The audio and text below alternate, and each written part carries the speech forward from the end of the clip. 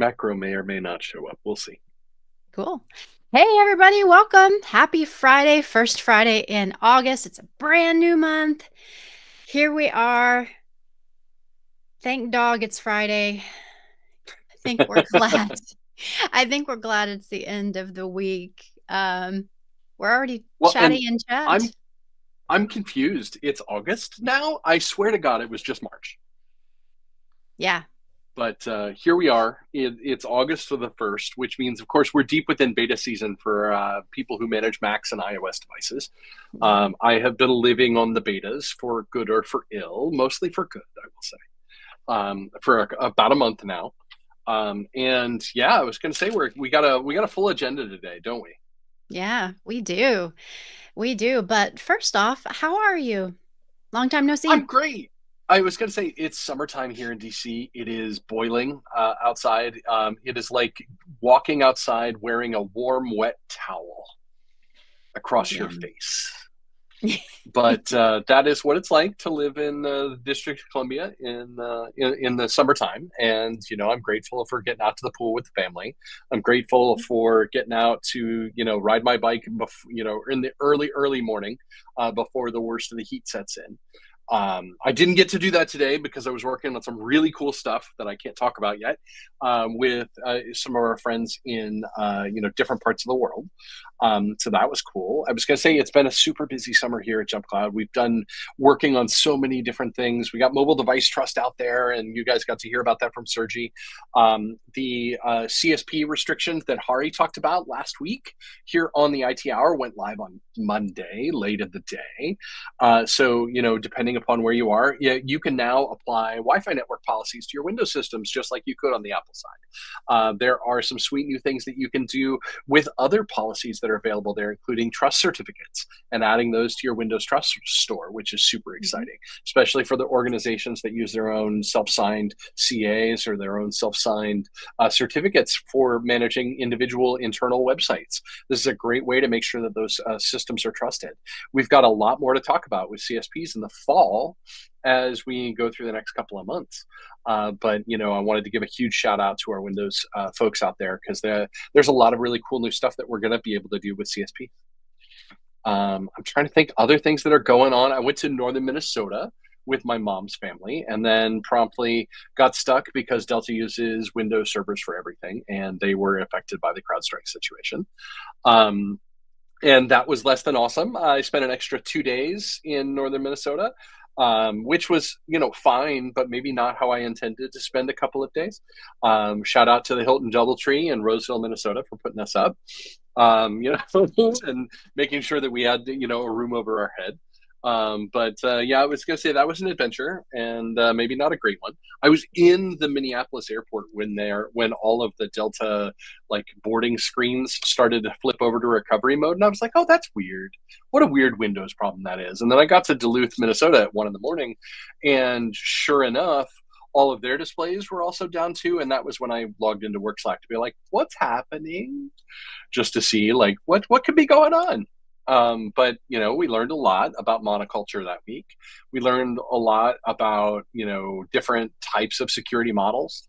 I will point out that the Mac OS and Linux systems were unaffected because they use a more kernel safe version of security posture and tools. And so, I was going to say, I did hear the nice folks at Delta, had a news conference yesterday where the CEO of Delta asked on live television, boy, you don't hear about Apple having any of these kind of outages. And I grinned a little bit about that one. So yeah, shout out to Duluth, Minnesota, which is where my mom's family is all from. They grew up on the North Shore, which is an absolutely beautiful part of the world that I strongly recommend you go see. Go do the Alpine Slide at Lutsen. Go wandering through the Baptism River at Teddy Gooch State Park. Go wandering through the Beaver River, which is where my son got to go hang out and swim and throw rocks and have a good time with some family and played a lot of cribbage. Did not fare very well in the Lester Cup, unfortunately. I was knocked out in the first round by some absolutely terrible cards that were clearly not my fault in any way, shape, or form. But other than that, there's a lot of the Lake Superior hiking trail is absolutely spectacular. and there are a lot of really, really great, things to do up that way. So, if you're looking for a great place to go, for a summer getaway, a fall getaway, a winter getaway, even it does get a little cold up there, but not too awful. It's right on the lake, so I mean, you've got the Mm, big old body of water moderating the temperature a little bit. But yeah. yeah, lots to go, lots to do. So, but I have not had the pleasure of playing cribbage. I think oh, we were more of a playing things like spades and card games and stuff like sure. that. So Well, cribbage is a card game, but it is also a board game. yeah, So it is, I, it's a two-person or a three-person game. So I was gonna say, 15, 2, and 4, and 6 and 8, and all of those things. yeah, I think we were more of the card game side of things. Racco and stuff like that. We did a lot of those. But Rack-O. It was a card game that you had a little racks that you stacked up all the cards in, and then you oh, would all it's right, been so long I'm since I here for played it. this. Yeah, yeah, it Yeah, I was was gonna fun. say there were some vicious games of It Uno was that the were played, and of course, there's oh, no family oh, in Uno. But yeah.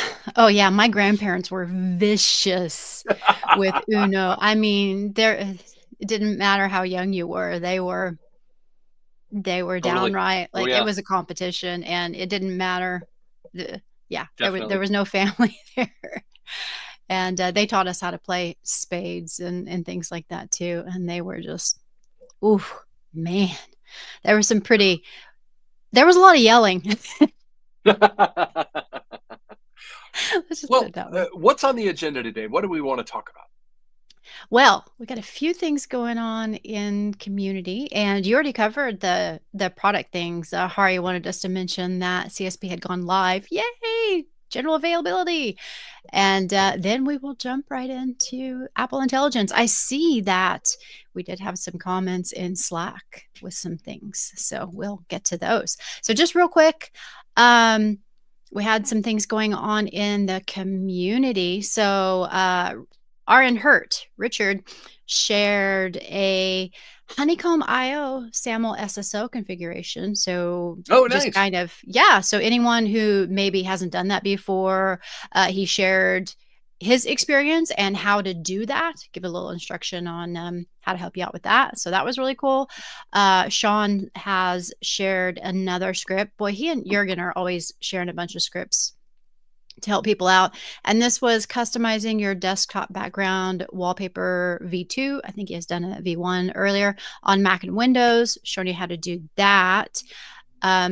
Chris has a really great MSP partner success interview in the MSP discussions for Nice. WeHui.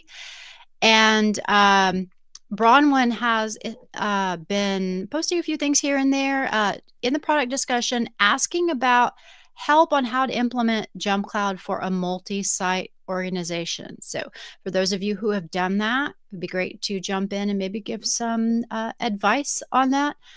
And as a reminder, speaking of the global IT outage, our CEO wrote a blog post about that, giving JumpCloud's perspective.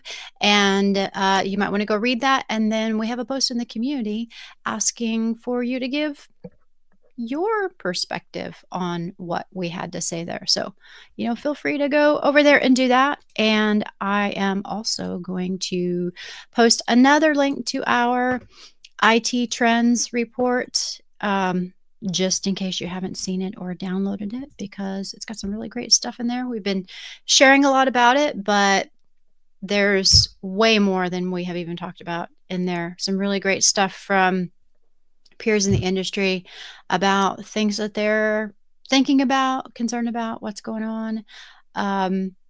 So please go check that out. There's way more to come on that. For So, sure.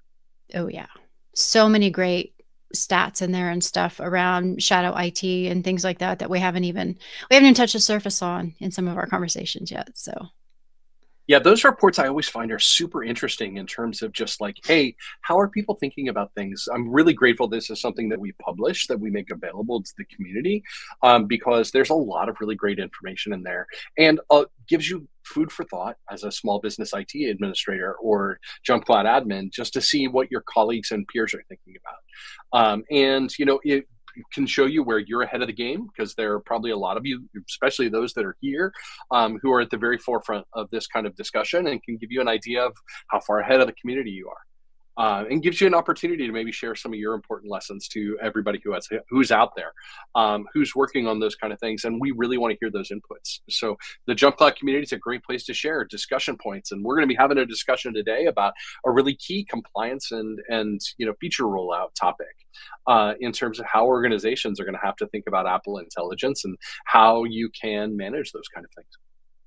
Oh, yeah, that's going to be a really interesting compliance thing. So, why don't we go ahead and jump right into that topic, Tom? So, tell us Yeah.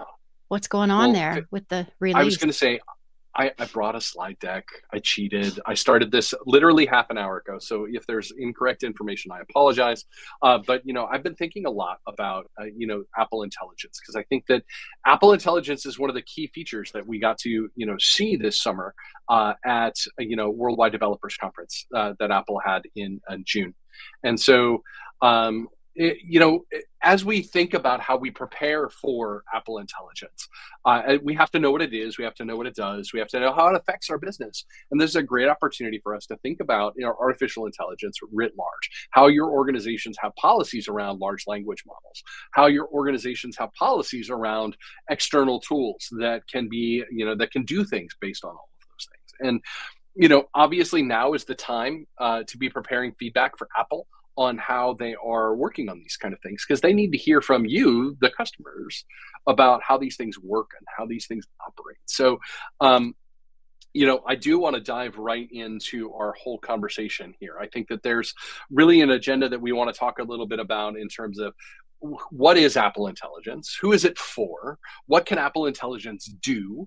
And the important question, I'm sure that it's on all of your mind: can I manage Apple Intelligence and what it has access to and what it's for and what it does? So I think that that's a really great question. I want to start here though, because in order for us to talk about managing it, we have to know what it is. We have to understand it. We have to understand how it affects our businesses. We have to understand how it affects our environments, how it affects our data privacy laws, how it affects all of those kind of things. So Apple Intelligence is, and I think that it's really unique on how Apple phrases how it's thinking about things. And this is how it's marketed. And if you go to apple.com/apple-intelligence, you're going to see this graphic right up at the top. It says Apple Intelligence, AI for the rest of us. And it's very clearly coming in beta this fall with an asterisk next to it, right? Like this is something that we're not going to see when macOS Sequoia and iOS 18 drop. It's been very, very clear from the get-go that this is going to be a not available at release of the new operating system kind of feature. We now have the beta streams available for macOS 15.1 and iOS 18.1 that contain the first parts of this. This is the features that were announced at Worldwide Developers Conference this summer are going to be coming out in a stream over the next year. And some of them are going to come out in beta, some of them are going to come out in production. You're going to have to make evaluations as an organization as to when and where you support this, when and where you prohibit it, and how it affects the business environment that you're in. So I think the really interesting question is, what exactly is Apple Intelligence? What are they applying it to? What are they working it for? How does it operate? What are the kind of things that we need to think about? And so from that perspective, I'm going to start with an iPhone. Yeah, much of what I'm talking about here will also apply to macOS 15 and macOS 15 Sequoia and the subsequent releases that contain this functionality. I'm going to talk about it from the perspective of an iPhone because I think that's actually where it makes the most sense to talk about it today. So if we think about what your iPhone is, it's a really, really high-powered computer. And to be clear, this isn't going to work on every iPhone that's available on the market today. It really only works on the Pro Series phones. And it really only works on the latest version of the phone. So be aware of that. Of course, there will be new hardware released this fall And I would expect that it will work on many, if not all, of those models. This is also true for iOS or for iPadOS. And so if you have an M series powered iPad, you're going to have access to some of these Apple Intelligence features. And as Nikolai clearly points out in the chat, this will only be available in the US to start. Even if you are in Canada or Mexico, you are probably not going to have access. If you are in the EU, you will probably not have access. Apple has stated very, very clearly that for Digital Markets Act requirements, they aren't sure they can release this feature at all in Europe, let alone at launch. So keep that in mind as you go through this process. So if we think about what this is and what it does, Apple Intelligence starts with a semantic model of your relationships, data, messages, calls, photos, and more that is created on the device. And it creates this model based on the history of your iMessage messages and your SMS messages, and starting in iOS 18, your RCS messages as well. It uses your photos, it uses your notes, it uses your emails, it uses all of those things to kind of build a really interesting model of how those people all fit together. That model never leaves your device. That model always stays on your device and is tied to the secure enclave of your device. But that creates a relationship of all of your data to you and to the people in your life. So it knows who your spouse is. It knows who your partner is. It knows who your kids are. And it can derive a lot of these things from the relationship that's on your device. And because that information is super private, it never leaves your device. And I think that that's the most important thing to recognize, is that this all starts from semantic models of your relationships, data, messages, calls, photos, and more that lives on your device. In addition, that semantic model powers on-device processing of large language model actions for writing tools, generative image tools, other image tools, local actions, and more. And it also powers on-device application intents and actions. And this creates a web that is really the on-device version of Apple Intelligence. In addition, it offers better models, more secure, more comprehensive models, larger models that require much steeper processing power and much steeper, depth in terms of how many symbols they can process at once. And Apple handles those, generally speaking, in what they call private cloud compute. And that private cloud compute infrastructure is AI models, but in the cloud that Apple operates. We'll talk a little bit more about what private cloud compute means to your business. But Apple bases the same security requirements that are on your mobile device with the private cloud compute nodes that are out there as well, so that the same secure boot process is followed for those servers as is followed by your iOS device. The same secure enclaves that are present in your device are also present in the private cloud compute. And your device may send necessary semantic data, so part of that semantic model, to the private cloud compute, along with the data that it needs to process here. So that's a part of it as well. In addition, Apple has announced that off-device processing with LLM actions with larger models at ChatGPT will be possible in the future with that necessary semantic data as well. So keep in the mind that we're going to see, at least at launch, private cloud compute. ChatGPT may follow in the future, and we'll talk a little bit more about the differentiation between what kind of things can happen at private cloud compute versus what may be needed at ChatGPT. So I think that is an important part of the future here. So be aware that external models that are not Apple models are a possibility, but they will obviously be signaled differently from the native Apple models that are part of your device on-device processing and part of private cloud compute. So in terms of understanding private cloud compute, I really do want to draw your attention to this security article that's available at Apple. And that link, security.apple.com/blog/private-cloud-compute, is a really fascinating article, and I strongly recommend it. It's written for human beings. It is not written only for CISOs and for security practitioners. It is written in plain English, and it is meant for you, the IT admin, to understand things better. So there are a lot of really cool things that are about private cloud compute that are super interesting. And Apple is really taking the process of disclosing all of these things publicly and making them publicly verifiable by other folks. So that is one of the really exciting parts here that for other organizations to understand, is that it's not just that you have to take Apple's word for it. You can go investigate that on your own, or you can ask security researchers that are friendly with you to go and take a look and vet this particular cloud. So there are a lot of really great things for us to talk about here. The important thing to recognize with private cloud compute is that it has no persistent storage. That means there's no files to be left behind by your processes. There is no disk to think about here. It's all happening in operating memory at that point. And when it is discarded from active memory, there are great ways to do this here. I see Chris asking already, can you turn this off? Friend, we will get there, I promise you. But what I want you to think about is why you want to turn it off and why that matters to your organization. And we'll talk a little bit more about that as we get into those conversations. In addition to having no persistent storage, private cloud compute cannot be tracked from node to person and back, which means that even if somebody got into the environment, they wouldn't know what they're looking at. That data that is contained within the semantic model cannot be tracked back to the individual user that submitted the query in any way, shape, or form.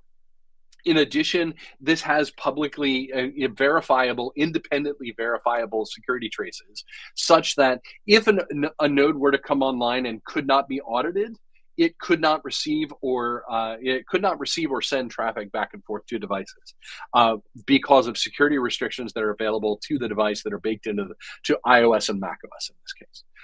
Also, with regard to these service devices, that there is no privileged runtime available to anyone, let alone Apple at that point. So even they could not gain privileged runtime access on these individual boxes.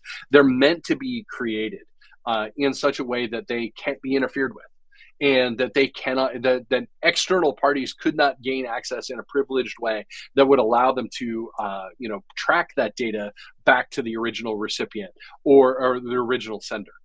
And of course, all of this is based on industry-leading security and secure boot and secure enclave. If you trust the secure boot of iOS and macOS, you have to, by transitive property, trust the boot process that's available in private cloud compute. The same is true for all of those pieces in the secure enclave, because most of this is being done on Apple Silicon devices. We haven't heard exactly which. There's some theorization that's going on out there in terms of saying, oh, these are a bunch of M2 Ultras that are in a data center someplace that Apple operates. Apple hasn't said one way or the other what kind of hardware powers this, and they've been asked directly. And obviously one of the things I appreciate about Apple is that they only comment on what they actually want to comment on, and they are very good at deflection. So keep that in mind as you have these conversations, but trust that it's being run on Apple Silicon and data centers that are properly secured. And that even if someone were to gain direct access to the device, there's no persistent storage there. So there's no way for them to harvest, individual actions and tie them back to individual people. Reading the secure blog post that's associated with this from Apple Security is really, really fascinating, because they clearly took this to heart as part of their design documentation process. So let's talk about what Apple Intelligence can do, because this is the neat part from my perspective. We're thinking about this in terms of like three major buckets. Writing tools is the first and foremost. This is meant to be used on individual writing objects that you're doing, say, on a phone. If you have a long email that's there, you could highlight a series of paragraphs and then summarize that highlighted text to do a TLDR at the beginning of the email. Or you could choose to change the tone of that text so that, for example, every now and again, I get an email that causes me to respond back in, shall we say, a more aggressive tone that is strictly professional. I would love to have the ability to essentially write how I'm thinking at that moment and then switch the language to, shall we say, friendly or professional and moderate my tone for me. Now, obviously, these are kind of things that LLMs are really, really good at. But obviously, you're going to want to take turns and validate that what they're writing is actually what you've intended to say. So that is super important. You can also use this to do summary of message threads, and Siri is going to be at the core of a lot of these things. And so if you've got your, if you've got your phone in the reduce interruptions mode, it may give you a summary of what's happening in the group chat when you come back an hour later.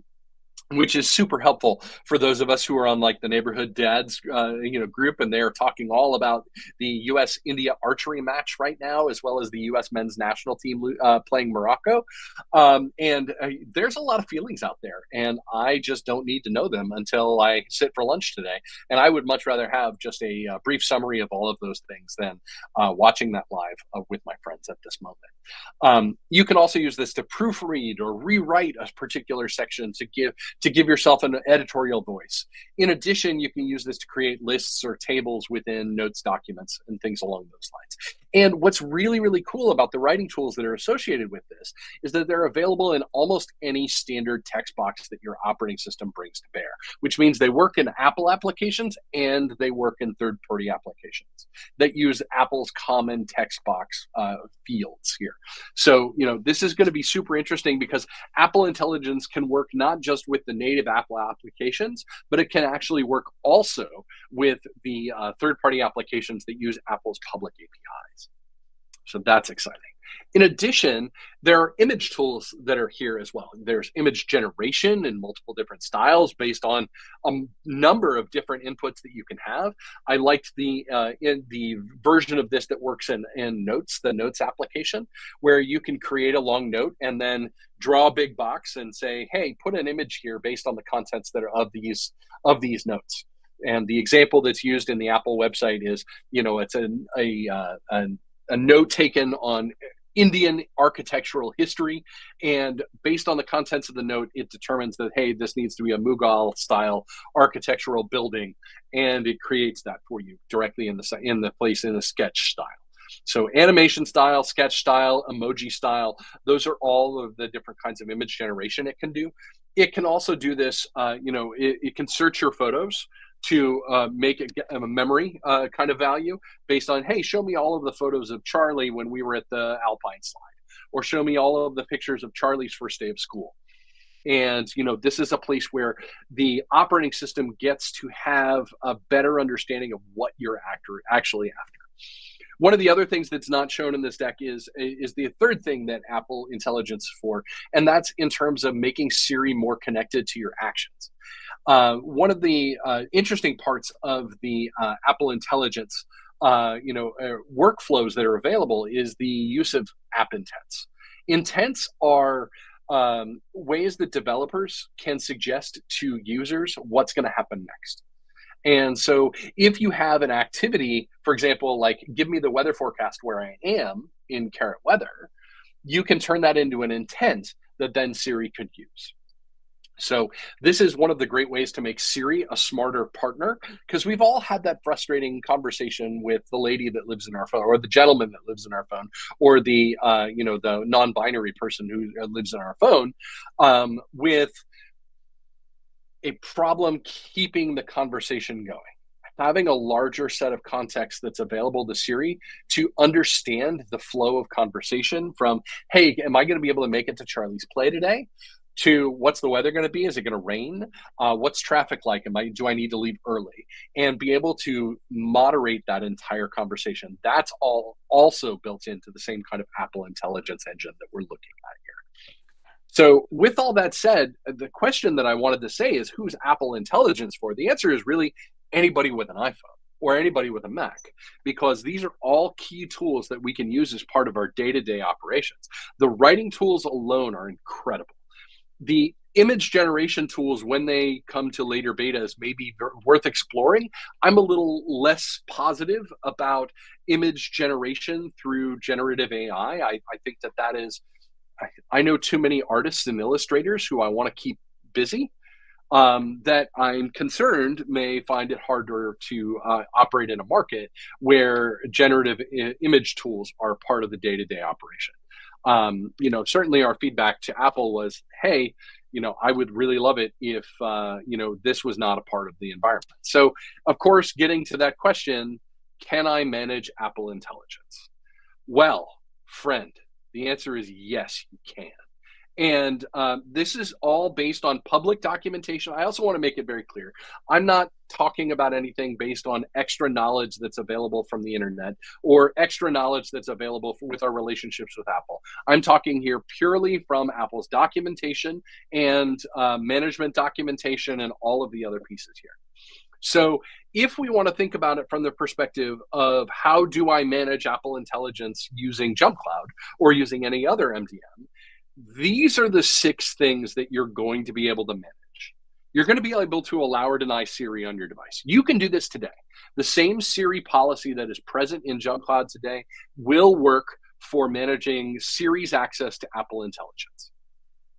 Keep in mind that if you're doing this, you may be hamstringing your users. So I want to be very, very clear here that you're going to want to think about this carefully as you think about this process. You will be able to have control over whether or not writing tools, generative image controls, or Genmoji, which are essentially emojis that are created in the emoji style based on prompts from the end user, are possible on the device. In addition, there are handwriting tools that are available in iPadOS, specifically around cleaning up existing handwriting and notes. This is something where I don't have a really great set of handwriting. It was funny. I got to spend some time with my godmother at the family reunion, and she brought a bunch of letters that she had written to family. She has the most perfect penmanship, and I'm jealous, but I also have never done the work to make my handwriting that pretty. And so that's not something that's common anymore. Maybe I should start. I'm definitely behind. But I used to, Tom, and I don't know what happened from like 4th and 5th grade to now. I guess I'm just impatient. Yeah. That's so true. But I also spend a lot of time at work with my iPad on the desk in front of me and my Apple Pencil. And if I could have a better set of handwriting because the system's going to help me a little bit, that might be pretty rad. And then, of course, Apple has said, but has not yet published, that there will be the ability to allow or deny ChatGPT access based on your device. And so, we're still waiting for a lot of the details that are associated with all of these things. We've only just this week gotten the first set of betas for iOS 18.1 and macOS 15.1. And so, we've only recently gotten a lot of the information that we need in terms of how we understand these kind of things. So I have seen some questions pop up. I do want to make sure that folks have a chance to ask questions about Apple Intelligence and how to think about Apple Intelligence. To start, I'm going to ask a question out to the group. Are you interested in making Apple Intelligence part of your program at work? And, or is this a straight flat prohibition that you have to do to protect your organization? I certainly think that there's room for balance here.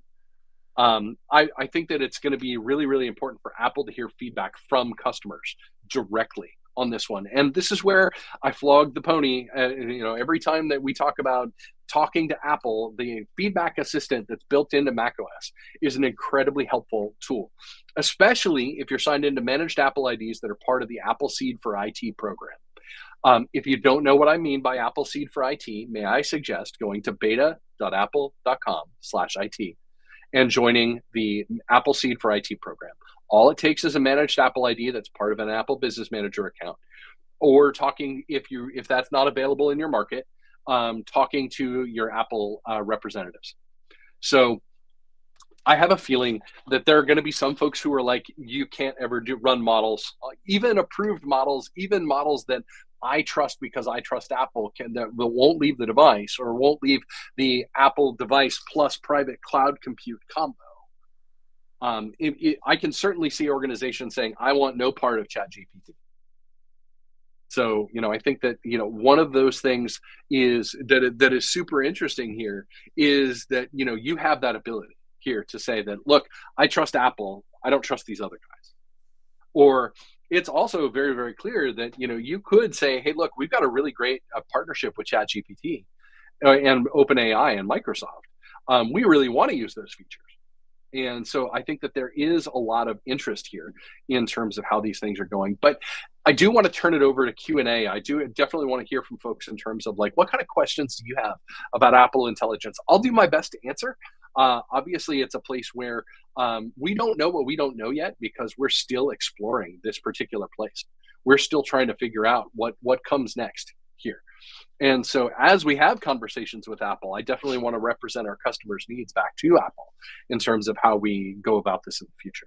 I can say that we are developing an Apple Intelligence policy that will be part of Jump Cloud for the release of the operating systems when they come out with iOS 15.1, excuse me, iOS 18.1 and macOS 15.1.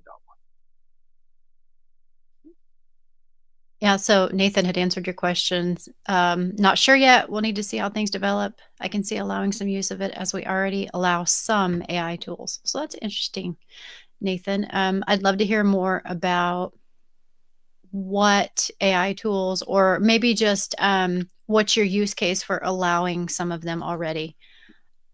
Tom, we did have some pre-conversation in Slack, and I know you talked Yes. about it a little bit there, but I'd like to bring that up in here because JB had said that they want to block all of this. All of their Mac OS devices are already blocked from using Siri, AirDrop, and from signing into iCloud.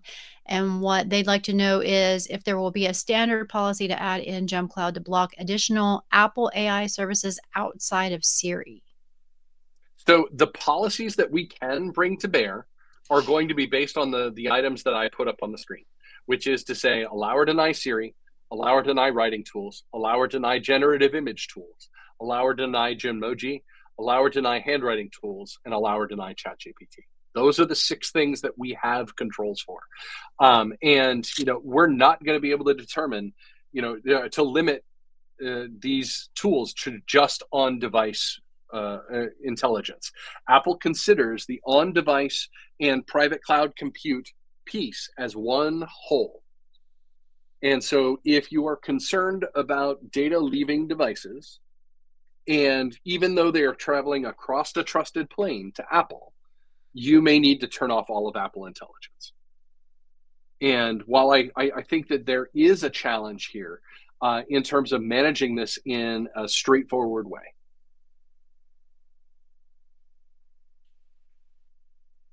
Yeah. Nathan added on, a problem with using multiple AI tools is like any other type of service. The more you have in use and the more overlap they have, the more additional considerations you need to take into account with security, privacy, and compliance. Correct. And understanding what these tools can do is definitely important so that you can make those choices as admins. And especially, that is the concern that I have. Yeah. Nikolai added, and costs. I mean, that can really add to it too. I got a Sure. couple that were actually posted as questions. At least one of them you answered in the chat, but so that they will come up on for our streamers on YouTube, I'm going to throw them up here anyway. Cool new feature, so secure. Who knows what the config profile key is to turn them all off? Well, I will say that, Apple is really good at showing people what they need to do. And, I think that there's a really great link. There's a really great tool that's available for any person. And that is the Apple Configuration Documentation Guide, as well as the device management YAML files that Apple publishes, so that vendors like us know what is possible on a given device. So I've linked the particular restrictions profile, which is com.apple.application access, which is kind of the generic restrictions profile that's available as part of MDM1. And so this profile, if you go searching for it, if you search for policies that are introduced with iOS 18 or macOS 15, you can determine what hooks are available in the environment. Very nice. And the other one that Jacob had asked about, Apple Intelligence released in any of the betas yet? The answer to that is yes. This week we got new beta trains for iOS 18.1 and 15.1. I do want to talk really quickly about the fact that these are going to be released in the .1 streams. And so if your organization is testing iOS 18.0 and 15.0, because those are what's going to come out in, September when those are released, and September being the September October timeframe when Apple usually does releases, and they generally don't tell you exactly when those are coming out until it is too late for you. Um, you need to be prepared for that, and so you probably want to be testing independently macOS 15 and macOS 15.1. Totally. Let's see. There were some long ones here that I'm not going to be able to put on the screen. It'll get cut off. Debbie says, I work in a school. It's more problematic to think what students will have access to on their unmanaged devices at home and how this will affect their approaches to learning. We are pretty far behind in thinking about how to teach about AI and appropriate decision making as students or even teachers. Rush ahead with inappropriate decision making, and everything is so new that it is a Mm-hmm. bit difficult to determine what good decision making about AI is. Does AI enhance creativity or destroy it? The answer to that question is yes. I mean, seriously, we don't know. And the answer is, for some, it may enhance creative, and others, it may destroy. And there are nuances that are available here that make this really, really hard. So Yeah. I'm deeply sympathetic. We have several friends of our family who are teachers here in the DC public school system. And, they can tell now when something's been generated by ChatGPT, either because, the turn of phrase just doesn't match the students in class vocabulary or any number of things there. There are definitely going to be real nuances here that are hard and difficult. My heart goes out to these to educational environments because they have to make hard decisions based on evaluating the work that's being done there, and evaluating those kind of scenarios is important. I will say that Apple has additional controls that are available to educational environments that are using the Apple has a testing mode that's available for iOS and iPadOS devices, so that when a device is in that assessment mode, tools like Math Notes are not available, where automatic calculations can be restricted and things along those lines. So there is definitely a problem here. Yeah. And what's interesting is kids learning how to use it as a jumping off point, a prompt, rather than doing the whole thing or using it and then putting it into their own words or something like that. That's a really fine point that kids are going to struggle with when, especially for kids. And I have one that it may especially be a problem with because, they want to just get things done and rush through it and get it over with. So I have a feeling I know someone in particular who may want to take advantage of that. But then the other side of it is when people are starting to use AI to look at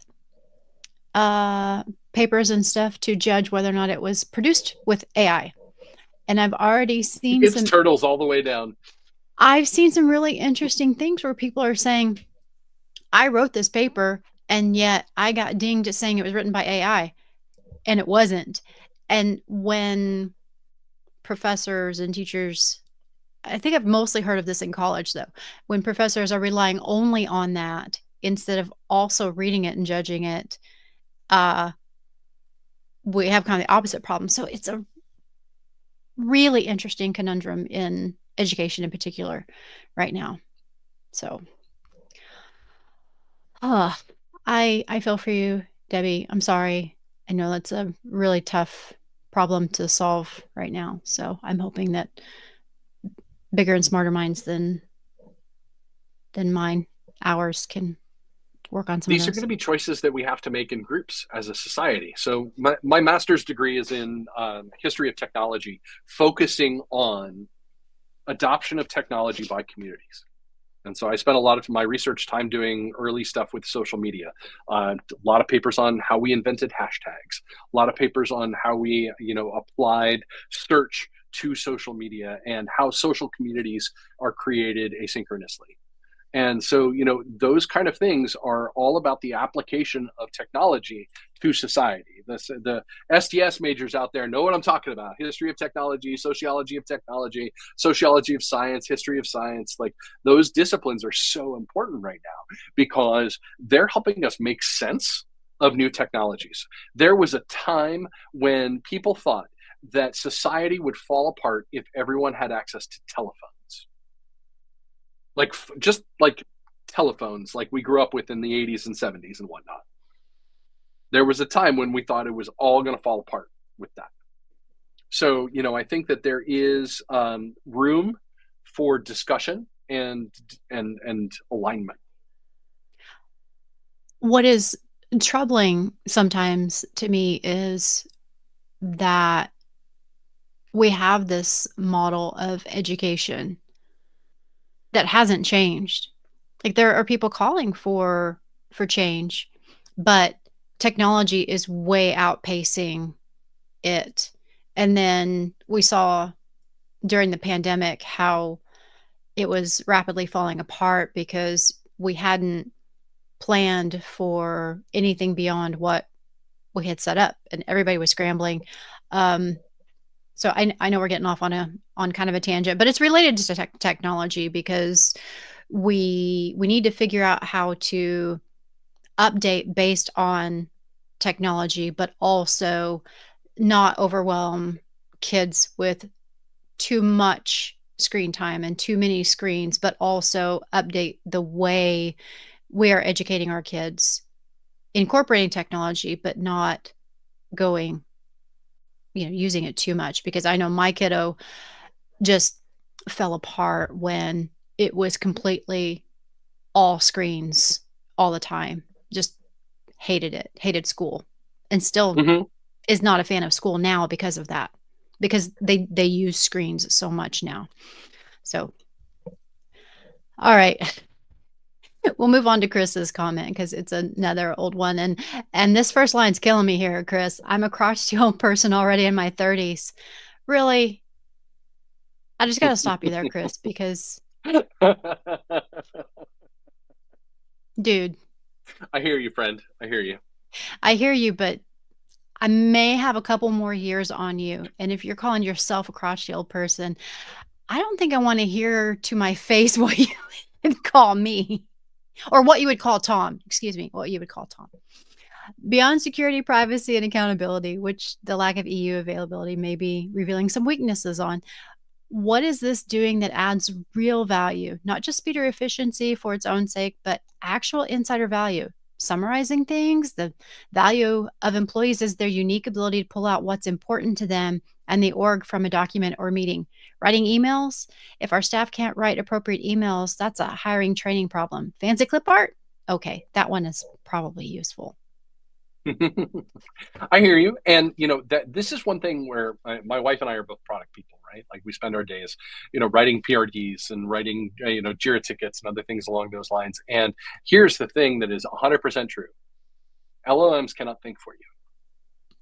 LLMs cannot create new independent thought for you. However, their superpower is also doing some of the language condensation that is necessary, and going for concision is certainly a place where I actually value that service in terms of trying to help me edit myself, so without having to go into that spot. So I think that would it be easier and better to teach people to write? It would be better, yes. It would not be easier. And also take into account the fact that sometimes this is also going to allow you to code switch better, which I think is going to be super important as we move to a more global workspace. So I'm really excited to see what these kind of effects are in terms of increasing communication and increasing communicability. And sometimes maybe it's just taking one last shine on the professional tier with the writing tools is how you get to a better solution. I think there's independent individual value for this, whether or not it's actually held by the business or the person. I think it's probably held by the person. Apple tends to design personal products meant for people, not necessarily meant for businesses. Yeah, I like what Craig's saying here about thought that Apple Intelligence would be aware of Apple OSs and could potentially assist in supporting users with issues and errors. That would be great, especially if someday it grows to help Apple admins with automation and scripting. I think that's a great use case right there because if you can do a little bit of that and then the human element, the intelligence of people is saved more for doing innovation and things like that, and less of that rote work of, oh my God, troubleshooting these same tasks over and over again. And when I worked for another company that, kind of has the backbone of the internet sort of thing, they were trying to do that with a lot of their people, like doing automation and things for that troubleshooting that you do over and over again and using their people to do like the cool stuff, not that same thing, that repetitive work. Hmm. For sure.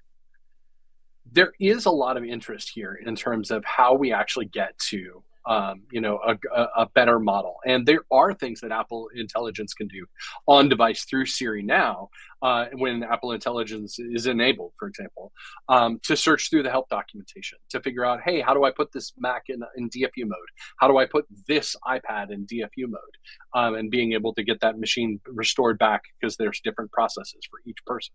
So I am super interested in how those things are going. So, I think that is important.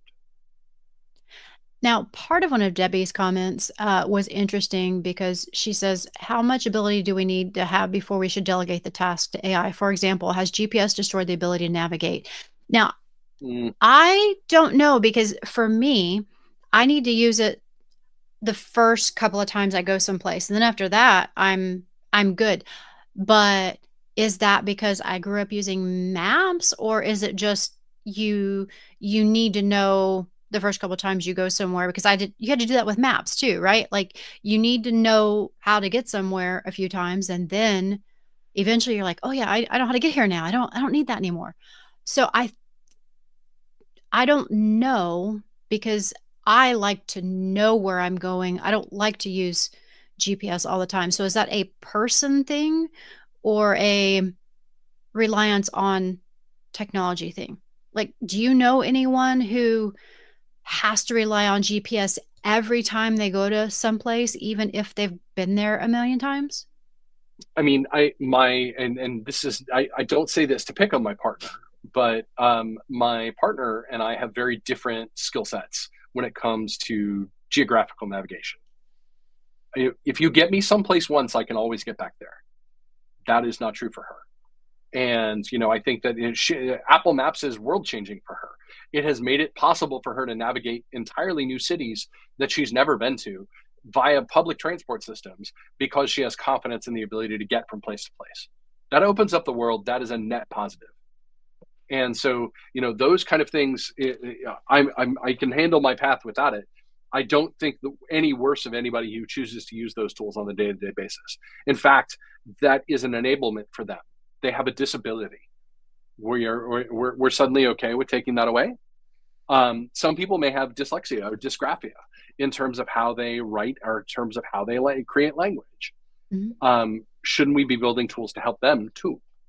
So I'm really excited to see what the effects of these tools are, and Oh, yeah. not treat them as anything other than, enablements for organizations. I think your thumb up there was meant. I mean, that's Yeah. another AI I, function, right? yeah. Like, is in terms of, like, that kind of function. Well, like if you give me directions and say go north, go south, the cardinal directions, I can't do it. But if you say if you're headed this direction and go to this light and turn left, I'm good. But if you tell me go north on Campbell, I I can't do that Yeah. as well because that isn't how my brain works. So yeah, totally. And I love it when not only as Google and Apple Maps have started incorporating public transportation instead of just car directions, that has been huge, but also when you get like the transit apps where I feel much more confident having not grown up in a big city when I go to New York or San Francisco. Now, I've been there enough times now that it's not a big deal, but when I first went to those cities or London, Hmm. I did not know the public transit that well, and so it was really intimidating to me. And Oh, so totally. having apps like that and understanding the tube and things like that and which one to use and which side to be on and all of that, hugely helpful to have technology for that. Because, like you said, I feel much better in my ability to go into all kinds of different places and be able to get around. So Kelly says arrive by in map apps is magical. It is knowing Yes. how long it's going to take you to get somewhere and the predictive of the different um, times and I guess ways to go somewhere in Google Maps because I use Google Maps more than I do Apple Maps. But it telling me which is the fastest route is huge with traffic and Yes. everything. Now, sometimes I regret not checking that when as soon as I get on the freeway and it's a dead stop and I'm like, I should have Why checked didn't I it. check? Well, it was funny because yesterday I knew something was up because I went to go get Charlie from camp. And it was like, no, you're heading straight on 8th Street. 8th Street is slow. There are stop signs every other block. There are traffic lights where there aren't stop signs. And like, so but it was sending me the most direct route, not the fastest route, because the most direct route was the fastest route because New York Avenue was all messed up yesterday. And so being able to determine those kind of things, I think is really, really important. So I don't think anybody wants to see AI replace critical thinking because it can't. I want to make that double down clear. There is no part of artificial intelligence as we know it today that can replace critical thinking on behalf of the user.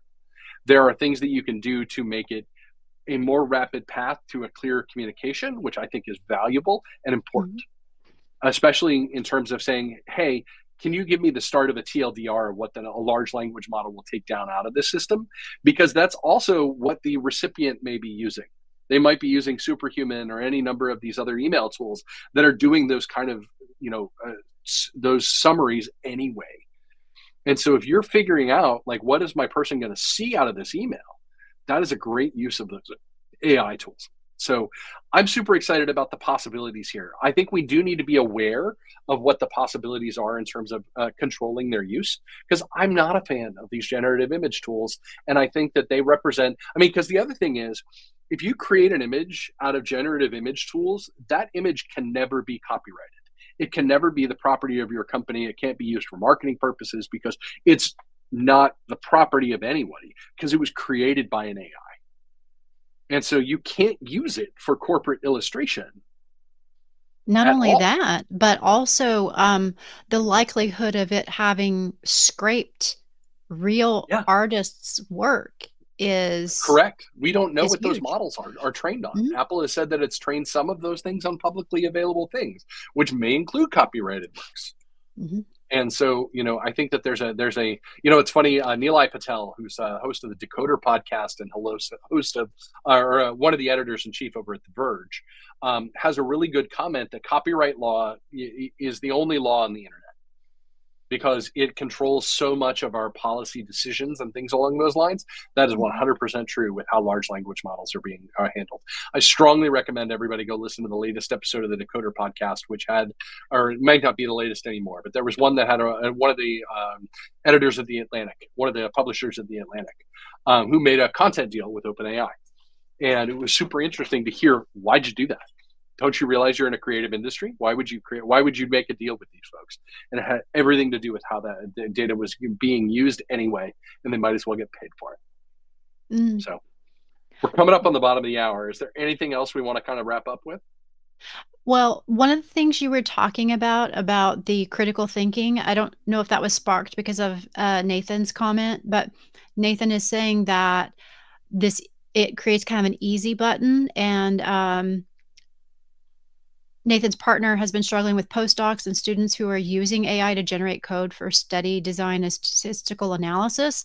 And they're not thinking about what they're actually doing, underlying concepts, or bigger implications of their choices. And it's a huge frustration for her because they cannot explain why they used Xcode. It's just what AI told them to do. And so I think that's really one of those places where we should be thinking Well, overall yep. about AI and kind of some of the ethics around it, like teaching people this is a tool, but it can't replace your thinking ability, and Correct. teaching kids and college students that the things behind that, like what goes into it, is critical. It's really that critical thinking thing that I'm trying to teach my kids right now, that yeah, there's an easy way out, but that doesn't help you learn to troubleshoot or to think through things. And I'm really dealing with that with my kiddo right now. They get frustrated easily, and it's like, okay, but you need to think through the other options when you hit a difficult piece. Yeah, I see your comment there. Tell us more in the Slack lounge and the community. Yeah. Um, We want to. This is a conversation. We need to. We also need to be able to represent your needs back to Apple. When we represented our needs to Apple initially, this time we did that based on some conversations that we'd had in the community, had in the lounge, had with customers about, for example, Microsoft Recall, which is an AI feature that was a little bit too creepy and definitely not secured well enough. And we definitely saw a lot of customer response to that. And so there's a lot of opportunities here to steer the direction of the product based on what your needs are. So we're happy to listen. We're happy to take concerns that we can't address directly to Apple and say, hey, how would we solve this problem for this customer? So where you can, tell us everything that you can about the environment. And thanks, everybody. It's been great to see you all. I will be talking more about this as we get into the fall September releases, as well as whenever this gets released into the product lines when macOS 15.1 or 18 or iOS 18.1 hit the stream, if that's when these features choose to launch. So we're watching this. We're super excited to learn more. Absolutely. Thanks for the great conversation. It's been really great. I mean, hey, feel free to start another one in the community or the Slack lounge, because this is really meaty, and Oh, we'd love yeah. to hear more opinions on all of this around critical thinking, and just what you want to do with your companies too. It could be totally related to your business or just the more philosophical conversation, because I find that just fascinating too. Yes, we'll maybe talk about Green Day, in another end of next month, maybe. Have a great Wake me up weekend, when everyone. September ends. That's all I got to Yeah, say. Thanks, everybody. yeah. See you guys next time. Stay cool. Bye, everyone.